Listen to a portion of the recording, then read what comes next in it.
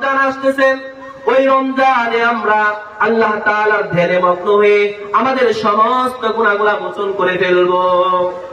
রমাদান অর্থই হলো যে জ্বালিয়ে দেওয়া, পড়িয়ে দেওয়া, গুনাহকে জ্বালিয়ে দেওয়া। তো এই জন্য মুসলমান ভাই ও বোনেরা আমার, আমাদের সামনে যেহেতু রমাদান আসতেছে, এই রমাদানের মধ্যে আমাদের প্রত্যেকের গুনাহগুলা মোচন করে ফেলতে হবে, প্রত্যেকের গুনাহগুলা মোচন করতে হবে, প্রত্যেকের গুনাহগুলা মোচন করে ফেলতে হবে। তো আসুন আমরা রমাদান মাস পেয়ে, আমরা রমাদান মাস যে আসতেছে, এই রমাদান মাস পেয়ে আমরা আমাদের গুনাহগুলা মোচন করে ফেলি। তো এই জন্য ইনশাআল্লাহ আমরা যারা মুসলমান রয়েছি, আমরা সকলেই রমাদানের 30টা রোজা রাখবই রাখবো।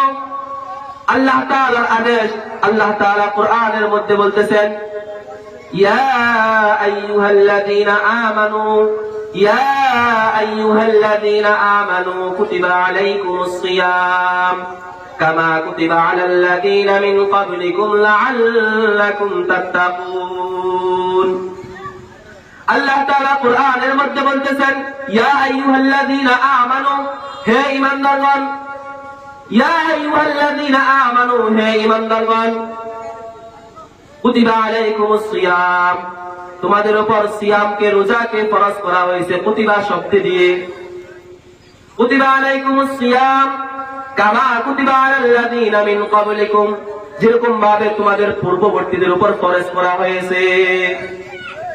আমাদের পূর্বে যেই নবী আসছেন, যেই সমস্ত নবীরা ছিলেন, ঈসা